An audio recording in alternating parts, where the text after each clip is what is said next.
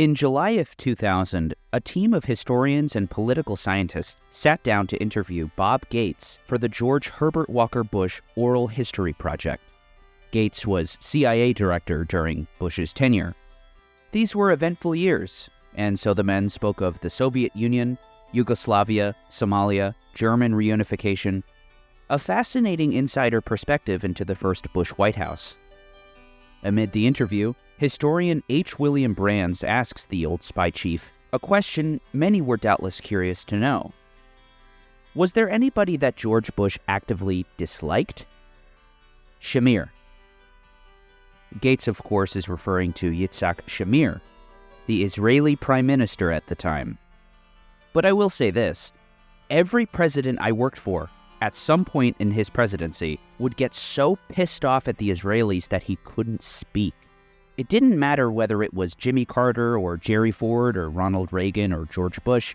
Something would happen, and they would just absolutely go screw themselves right into the ceiling. They were so angry, and they'd sort of rant and rave around the Oval Office. I think it was their frustration about knowing that there was so little they could do about it because of domestic politics and everything else that was so frustrating to them. But he did not, I think, care very much for Shamir. I'm trying to think about others, but I can't think of any others. No doubt 2 decades before Bush was even sworn in as president, Lyndon Baines Johnson was feeling just as angry and ineffectual. It was the morning of June 8, 1967. Navy Ensign John Diedrich Scott turned 24 years old. His birthday was business as usual. His crew was stationed in the Mediterranean after having traveled all the way from West Africa. It was an early morning. Just before 4 a.m., he'd get to work. Deck watch. At about the exact same time, a Nord Atlas took to the sky to begin an air reconnaissance patrol. The plane, belonging to the Israeli Air Force, was patrolling along the Mediterranean coast to detect ships beyond radar range. There was only one. It was Navy Ensign Scott's ship. On the bridge, Scott spotted the plane. He grabbed his binoculars to get a better view. A flying boxcar with a double fuselage and twin engines. Just 15 minutes before, Scott had watched the ship's American flag being pulled by the wind. Up in the cockpit of the Nord Atlas, an Israeli naval officer scanned below, serving as an aerial observer. At 5:45, the plane began reporting that the ship was a destroyer.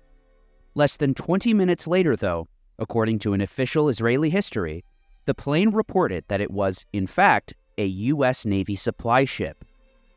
The observer had even spotted the ship's hull markings, GTR-5, and the plane's crew radioed the information to ground control.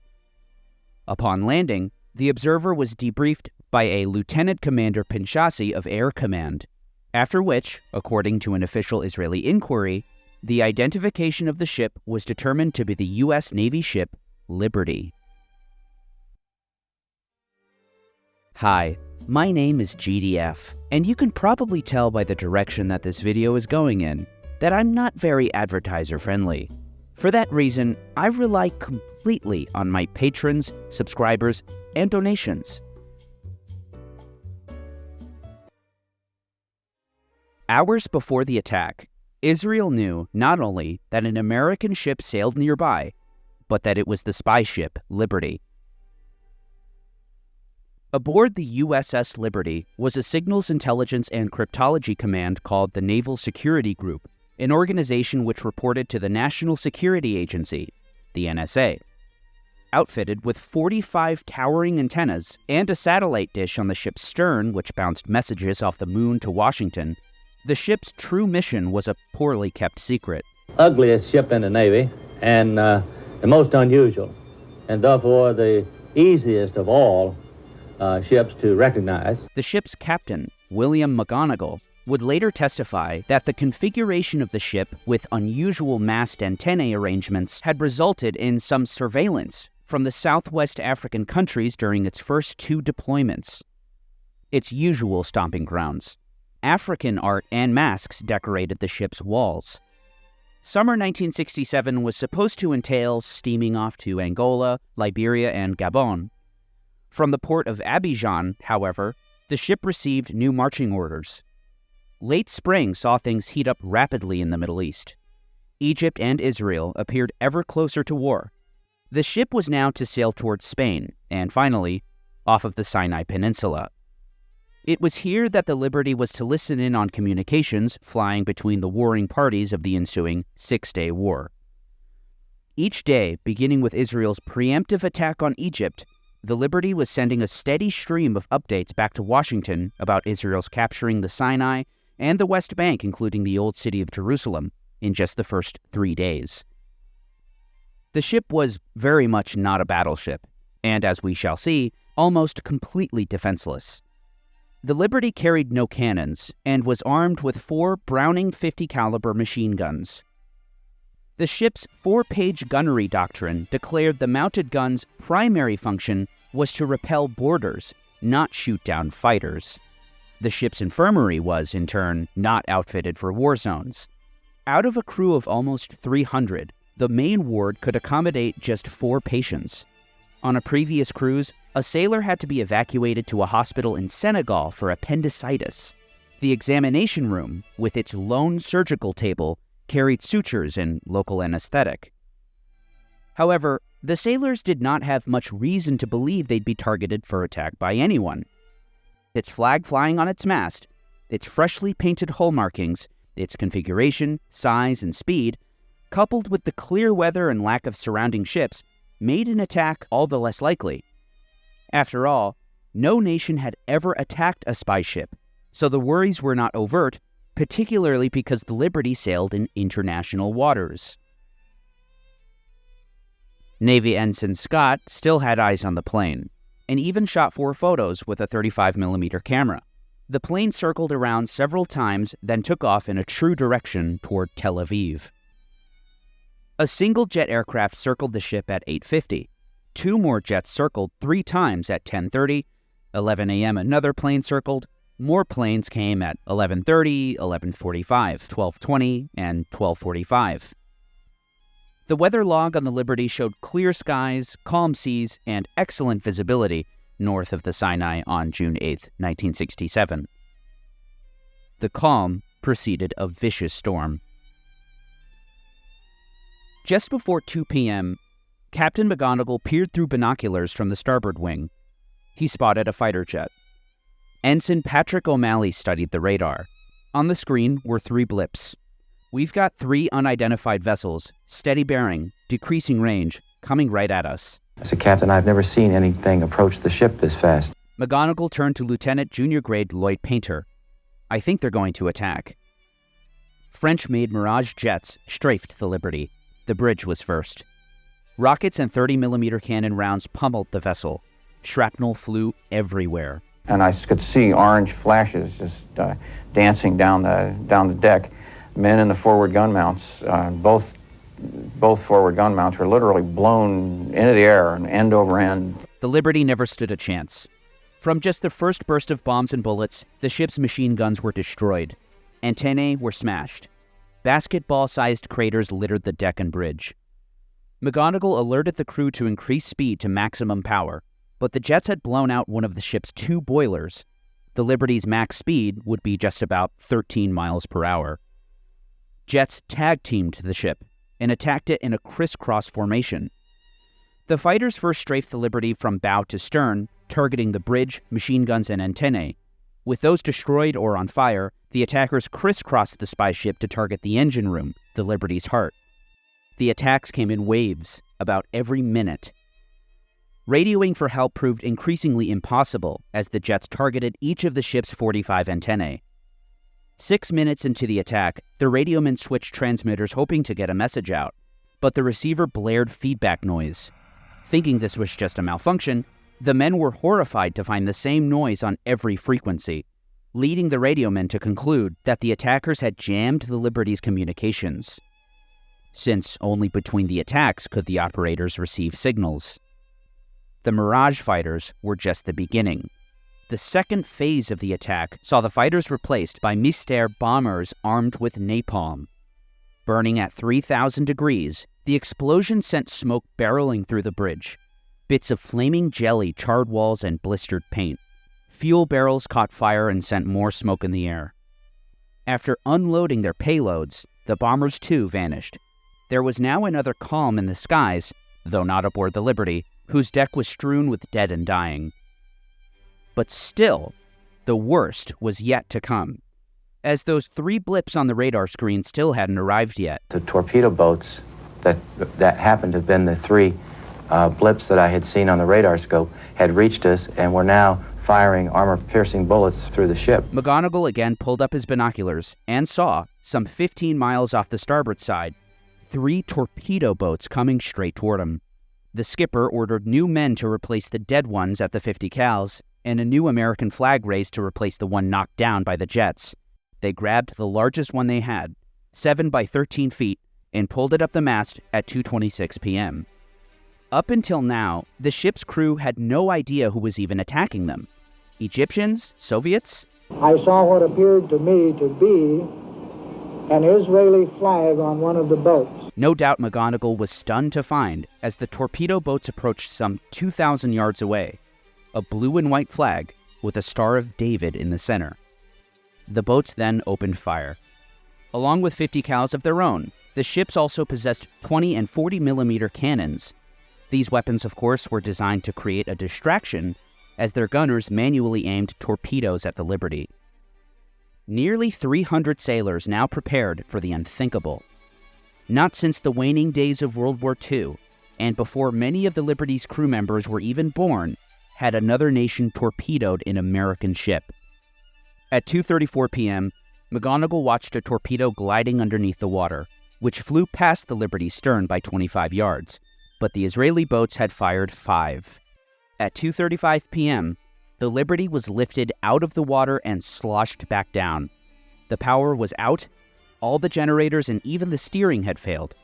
A single torpedo had slammed directly into the ship's starboard side, blasting a hole 39 feet wide and 24 feet tall. Water cascaded into the ship. Oil, classified documents, keycards, and bodies poured out into the sea. 25 sailors were killed by the explosion. If not during the 8 reconnaissance flights over the Liberty, then certainly amid the attack from the fighter jets and bombers, the Liberty was identified for what it was, according to Lieutenant Colonel Shmuel Kislev, then Israel's chief air controller at General Headquarters in Tel Aviv. The Air Force stops all operations and says, all our aircraft, all our attack aircraft, please stop. I must say that at that point in time, in my mind, it was an American ship. You thought it was an American I was quite certain it was an American ship. More than 20 minutes before the fatal torpedo strike that killed 25 sailors, Israel's chief air controller conclusively identified the Liberty as an American ship. Navy Ensign John Scott, preempting another torpedo blast, instructed his men to grab life preservers and prepare to abandon ship. The men dropped several life rafts overboard, but Lieutenant Painter watched in horror as one of the torpedo boats zoomed past and machine-gunned the rubber rafts. The torpedo boats continued to rain shells and armor-piercing 50 caliber rounds at the ship. Finally, the firing stopped. One of the torpedo boats approached to about 500 yards away from the Liberty. At this point, the Liberty's crew were using a lamp to signal U.S. naval ship. Bizarrely, the torpedo boat signaled back, "Do you need help?" "No," they replied. "Do you want us to stand by?" "No, thank you," they replied, followed by the last communication from the Israeli vessel. "Good luck." It was still morning in Washington. At 11:04 a.m., President Johnson left his White House residence. He had just learned what happened. He stopped at the Oval Office and then made his way into the Situation Room, where he was greeted by Defense Secretary Robert McNamara, Secretary of State Dean Rusk, Walt Rostow, the National Security Advisor. Also joining them was Clark Clifford, chairman of the President's Foreign Intelligence Advisory Board. "We were baffled," Clifford later wrote in his memoir, Counsel to the President. "From the beginning, there was skepticism and disbelief about the Israeli version of events. We had enormous respect for Israeli intelligence, and it was difficult to believe the Liberty had been attacked by mistake. Every conceivable theory was advanced that morning. it became clear that from the sketchy information available, we could not figure out what had happened. Despite doubts in the Johnson administration, and as we shall see, from Johnson himself, Congress was either completely silent or came to Israel's defense. As the Liberty crew was clinging to life, turning their mess hall into a makeshift emergency room, plugging hundreds of shell holes to keep the tilting ship from flooding, and counting 34 dead sailors, Jacob Javits took to the Senate floor. The government of Israel has already stated that this was an erroneous attack by Israel's forces. The government of Israel has apologized. I am sure that it will do everything that one would expect by way of compensation and other appropriate measures, said the senator from New York. Senator Frank Laushi of Ohio, a member of the Senate Committee on Foreign Relations, praised Israel for its great valor during the war, calling it heroism unequaled. Regarding the Liberty, extreme caution should be exercised by the United States so that there will not be reimposed upon the Israel nation conditions on U.S. aid. Abraham Ribicoff, senator from Connecticut, spoke solemnly of the tragic loss of life on board the USS Liberty, the subject of armed attack, but not before gushing, with dedication, courage, and heart, the Israeli people have fought a remarkable fight. The senator from New York, none other than Bobby Kennedy, named the perpetrator, to his credit, the tragic mistake of today when Israel's forces attacked a U.S. ship must alert us all, if further alert were needed, to the danger of the world we live in, but not before lauding Israel. Throughout this country and all over the world, men are moved and impressed by the bravery of Israel's people for the last 4 days, as for the 20 years before. Democrat representative from Illinois, Roman Puchinski, also chimed in from the other side of Congress, again naming the culprit. It was with heavy heart that we learned a little while ago of the tragic mistake which occurred in the Mediterranean when an Israeli ship mistakenly attacked an American ship, followed by an all-too-familiar rhetorical device which endures to the present day. These are the tragic consequences of armed conflict. And that was it. Sure, more than 24 lawmakers took to the floor to applaud Israel for its performance on the battlefield, but not a single other lawmaker mentioned the attack on the Liberty the day that it became public knowledge. Each one of these expressions of sorrow were buried in speeches promoting Israel as an ally and, of course, championing aid to the country. Things didn't change much in this regard even as the facts of what happened came to light. How could this be? The Zionist project to colonize Palestine has existed in its modern form since the first Aliyah in 1882, to the land which was at that point still under Ottoman rule. Indeed, the earliest Zionist lobbies in the United States include the Zionist Organization of America, founded in 1897. With the establishment of the State of Israel, recognized by Harry Truman's government just minutes after the clock struck midnight on May 14, 1948, more lobbies would organize in order to secure aid to the nascent Jewish state. One would be more consequential than any other. It called itself the American Zionist Council. Its frontman in Washington, Isaiah Kennan, was previously the public relations official for the American branch of the Jewish Agency for Israel, formerly the Jewish Agency for Palestine. For this work, Kennan registered as a foreign agent in 1947, pursuant to the 1938 Foreign Agents Registration Act. But in 1951, Kennan assumed his new role as a lobbyist. The American Zionist Council's mission was securing aid to Israel, at this point still economic assistance, since Truman placed an arms embargo on the country calculated to avoid alienating Arab countries. Their first success came with the Mutual Security Act, the successor to the Marshall Plan that allotted tens of millions of dollars in aid to Israel, among other countries. This comprised the first major U.S. foreign aid package to the Jewish state. Kennan carefully crafted a model which endures to the present, and in celebration of the aid package, began sponsoring trips to Israel for members of Congress. Preempting the 1952 election, the American Zionist Council inserted political positions into the campaigns of both the Democrat and Republican candidates for the presidency. pro-Israel positions would be represented across the board. The idea that tax-exempt donations were being used to lobby for aid to a foreign government irked the ensuing Eisenhower administration, writes Middle East policy scholar Stephen Spiegel. The tension between the Eisenhower administration and Israeli supporters was so acute that there were rumors, unfounded as it turned out, that the administration would investigate the American Zionist Council. Therefore, an independent lobbying group was formed within the auspices of the American Zionist Committee. And so, the American Zionist Committee for Public Affairs was born. Kennan would additionally put his background as a journalist to use, founding the Near East Report. Over the years, at the request of the Jewish Agency for Israel made available to the American Zionist Council the sums listed below for subscriptions to the Near East Report. The weekly editorial would be sent to, ultimately, every single member of Congress. Money poured into the AZC coffers, courtesy of the Jewish Agency. When Executive Vice Chairman Gottlieb Hammer was asked, "Do you know, prior to 1960, approximately how much you supplied to the American Zionist Council?" Hammer responded, "My recollection would be somewhere in the neighborhood of around 600 to 700,000 prior to 1960. Each year, he was asked? Each year, yes, sir." The new decade would constitute a new era for the organization, especially for its lobbying arm, who, in 1959, would send a letter to the office of the Secretary of the U.S. Senate. This is to advise you that the American Zionist Committee for Public Affairs, which is registered with you, has changed its name to the American Israel Public Affairs Committee.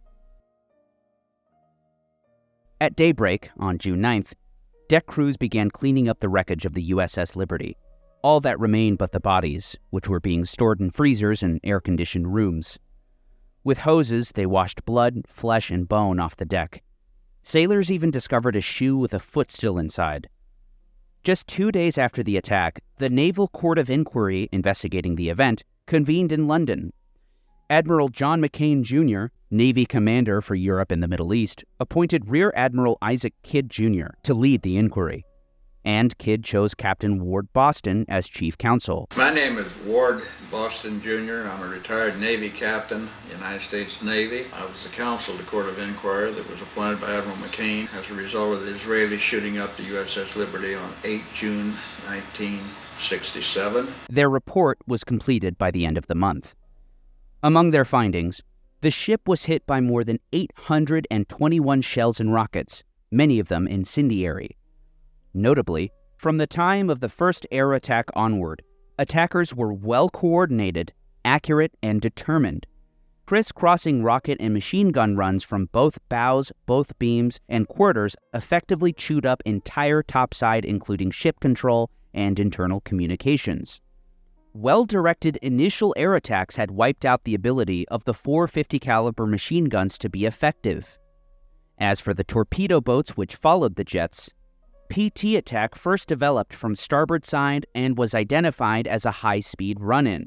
And very shortly thereafter, the commanding officer identified the Star of David flag on this lead boat. The inquiry addressed a number of Israeli explanations for what they maintained was an accidental attack on the Liberty. Namely, the claim that the Israelis had mistaken the Liberty for the Egyptian El Qudsr, which they say was sailing in the vicinity of a shell bombardment on the Sinai. Navy investigators called this resemblance highly superficial, saying El Qudsr is less than half the size and lacks the elaborate antenna array and distinctive hull markings of Liberty. The location of the superstructure island, a primary recognition feature of merchant-type ships, is widely different. Further, they concluded, it is inconceivable that either the IDF Navy or Air Force would associate Liberty with her 450 caliber machine guns, or El Qudsr, armed with 2 3-pounders, with a shore bombardment. Of course, the Israeli claim that the Liberty flew no flag was roundly contradicted by each witness, including Ensign David Lucas, Lieutenant Junior Grade Lloyd Painter, Ensign John Scott, who we'll remember was up at dawn for deck watch, Lieutenant George Golden, RMC Wayne Smith, and of course, none other than the captain, McGonigal himself, Despite these findings, the report concluded that available evidence combines to indicate the attack on Liberty on June 8th was in fact a case of mistaken identity. The findings of the report were made in spite of a number of limitations, which would be described in detail in a searing confession by the chief investigators themselves years later.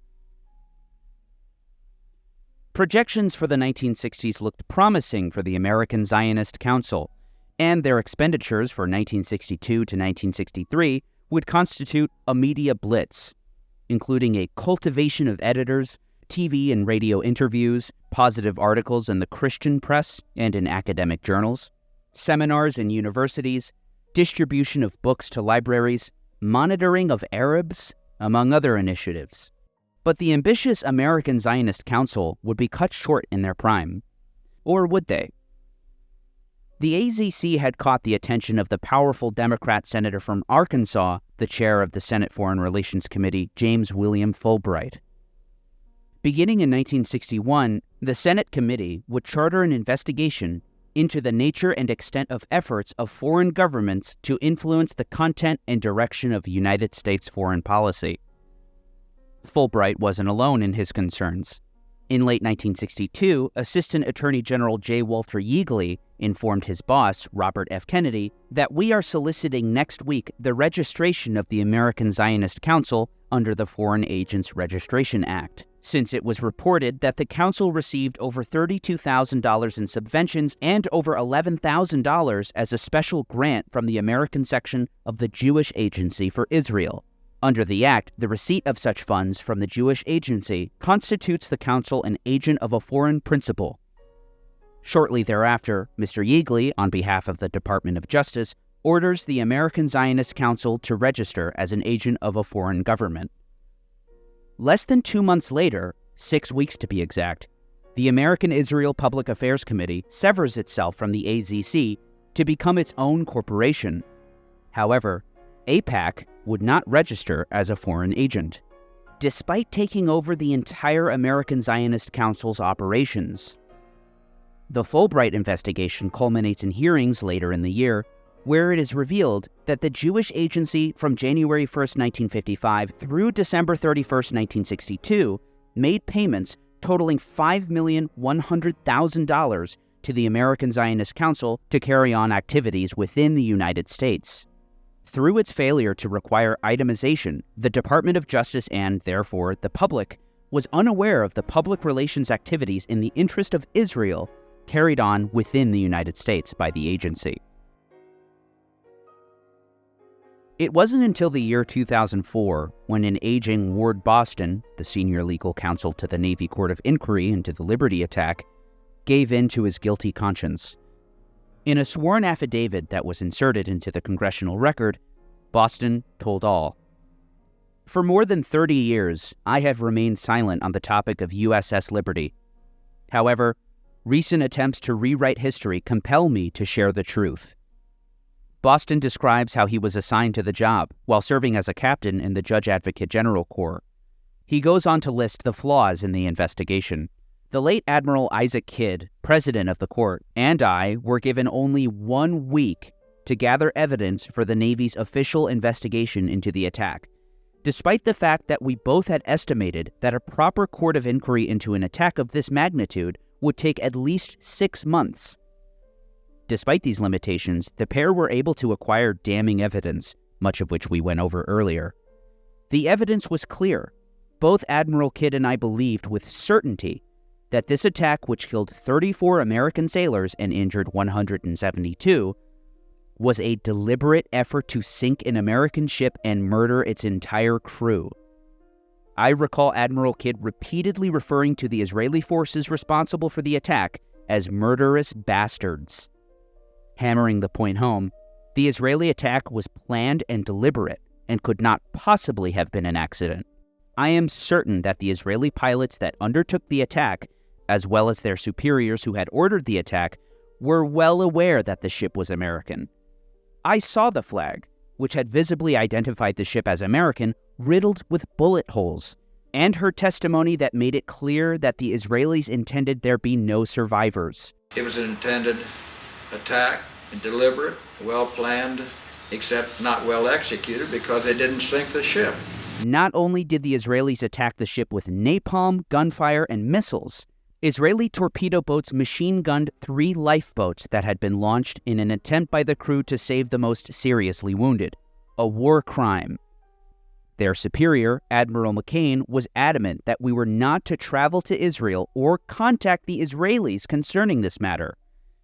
Finally, Boston writes that the late Admiral Kidd had personally told him that President Lyndon Johnson and Secretary of Defense Robert McNamara ordered him to conclude that the attack was a case of mistaken identity despite overwhelming evidence to the contrary. It's one of those situations where when political action takes over, then you're told by the President of the United States and the Secretary of Defense to keep your mouth shut, don't say anything, and that's a direct order. That the inquiry should have lasted months and not days is evidenced by the investigation of the spy ship Pueblo, captured by North Korea and its crew held hostage for 11 months in 1968. While the Liberty's inquiry lasted 8 days and produced 158 pages of transcripts, the Pueblo investigation lasted nearly 4 months and produced a transcript almost 3,400 pages long.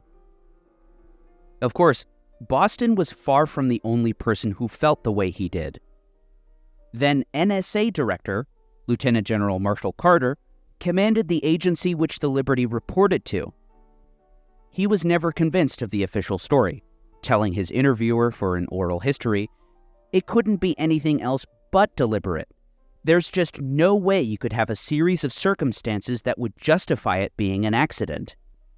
So said his Deputy Director of Operations, Oliver Kirby. One shot would be an accident or even one torpedo, but there was damage from all directions. We knew it was deliberate. It was very well planned, premeditated. They knew exactly what they were doing. Assistant Deputy Director of Operations, Brigadier General John Morrison Jr., concurred.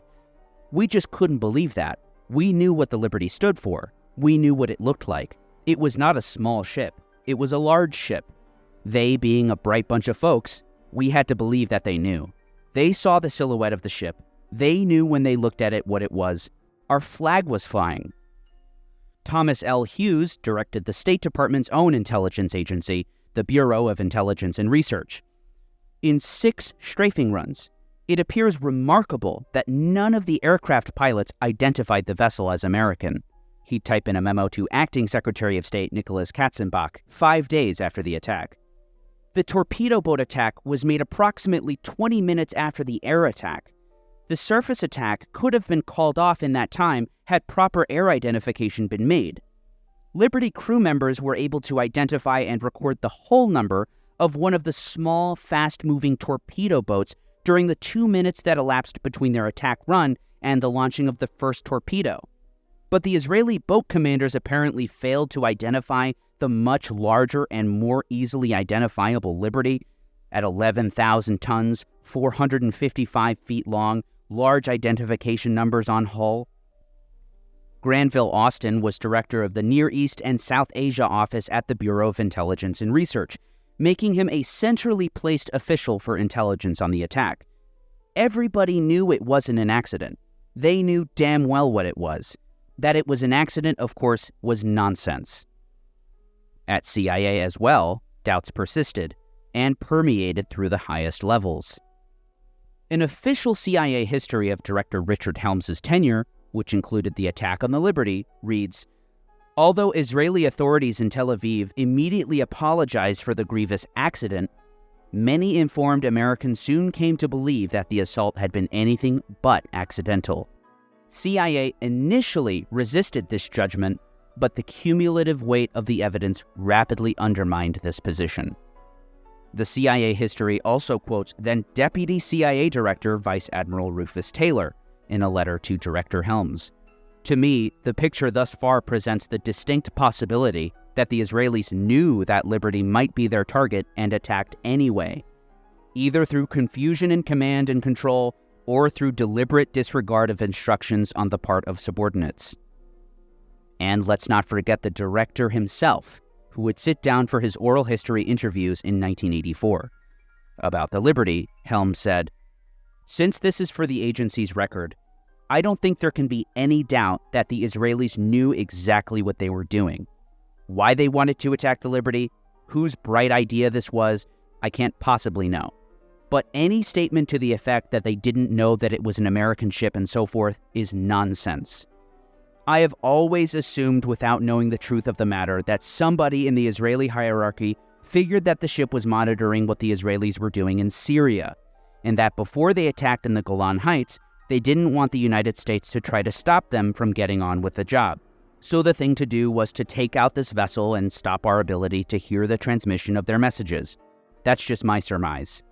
A conversation followed by pages and pages of redactions.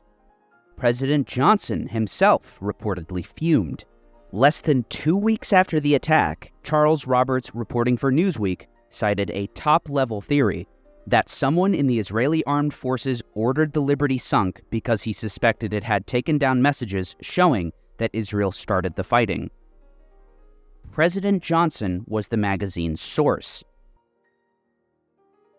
In a seemingly logic-defying twist of fate, the period following June 8, 1967, would be precisely the moment that the real sea change took place in terms of the absolute amount of U.S. aid to Israel.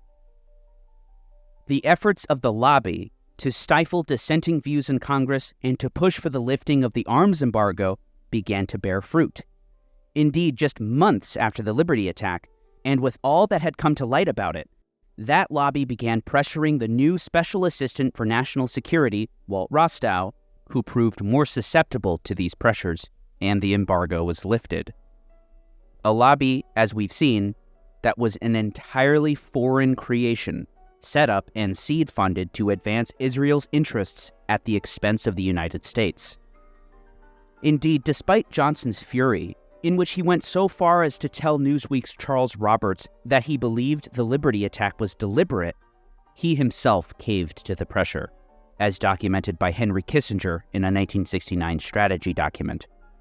Congress subsequently furnished Israel with its first major arsenal of U.S. weapons, fighter planes, replacing France as Israel's main arms supplier in doing so.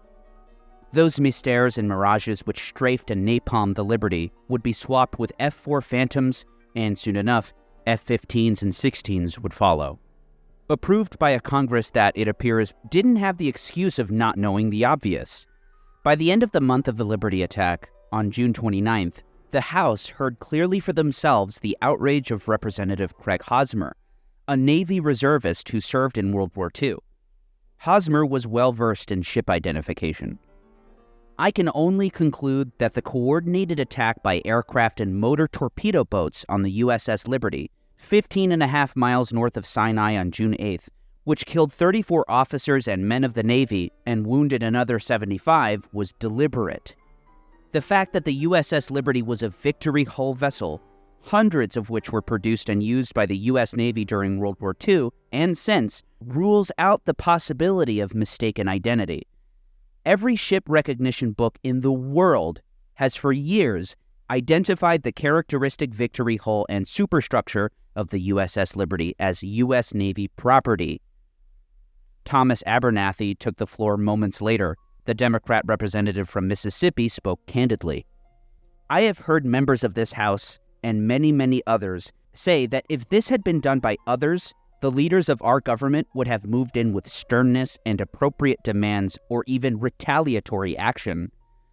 Regardless of who is responsible, friendly or unfriendly, when American sons are unnecessarily killed by unprovoked military attack, even in a case of mistaken identity, Uncle Sam, as a rule, demands to know why, and ordinarily, we do not stop with just a demand. The ship was well marked, so said the Pentagon. Its name was painted on its stern. U.S. letters and numbers were on its bow. The day was clear, and it was distinctly flying the flag that you and I stood here and so praised and respected just a few days ago on Flag Day. What complaint have we registered? What has Washington said? To tell you the truth, this great capital, as well as this great government, if it can still be called great, was and is as quiet as the tomb regarding this horrible event. Few other elected leaders said or did anything. Of the 435 House members, only Hosmer and Abernathy spoke out during the 3.5 hours that legislative body met. No one in the Senate, which met for less than 2 hours, mentioned the attack. It's not a mystery as to why. The reason for such silence from Congress, and for, not to mention, impunity from consequence from the invasions of Lebanon, siege of Beirut, the occupation, annexation, and apartheid in the Palestinian territories, the continued genocide in Gaza, or from the very outset, the deliberate attempt to sink an American ship and its crew, the reason for such total impunity was there all along for everyone to see.